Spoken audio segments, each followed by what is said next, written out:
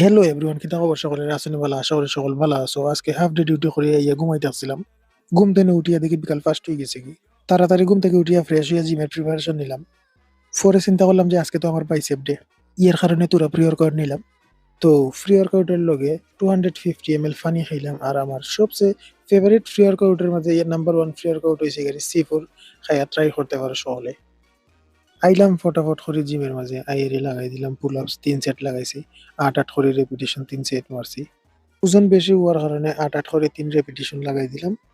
Rubber bell তুকাইতে federation ইয়া না পাওয়ার পরে পাইলাম এগু স্ট্রিট বার লইয়ারি আপার বডিটারে একটু অ্যাক্টিভ হলাম, গরম করলাম বডিটারে।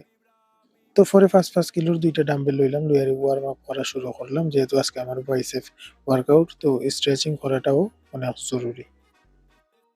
তো আমার first workout preacher curl, but preacher curl machine খালি না থাকার কারণে সিঙ্গেল ডাম্বেল লাগাই দিলাম ইনক্লাইন ব্রেঞ্চের মাঝে।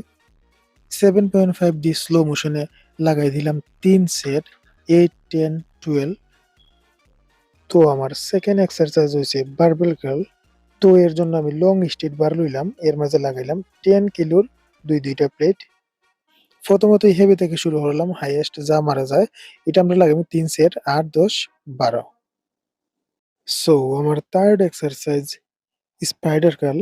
স্পাইডার বারের মাঝে লাগাইলাম 5 কিলোর 60টা প্লেট, দেখতেই পাররায়। এই এক্সারসাইজ আমরা করবো 4 সেট উইথ 8, 10, 12, 14। সো গাইজ আমার fourth exercise hammer rope. Hammer dumbbell খেল থেকে হ্যামার রোপ অনেক এফেক্টিভ একটা এক্সারসাইজ। সো এই এক্সারসাইজ আমরা লাগাইবো 3 sets 8, 10 and 12 reps। So guys আমার লাস্ট এক্সারসাইজ কনসেন্ট্রেশন কার্ল। একটু হেভি ওয়েট মারি, এর কারণে 10 কিলো ডাম্বেল লইলাম। এই এক্সারসাইজ আমরা লাগাইবো 3 সেট 10, 12, 14 স্লো ডাউন মোশনে। সো গাইস ভালো থাকো, সুস্থ থাকো, নিজের বডির প্রতি খেয়াল রাখিও। দেখা হইব নেক্সট ভিডিও। ভিডিও দেখার জন্য অসংখ্য ধন্যবাদ। Thank you.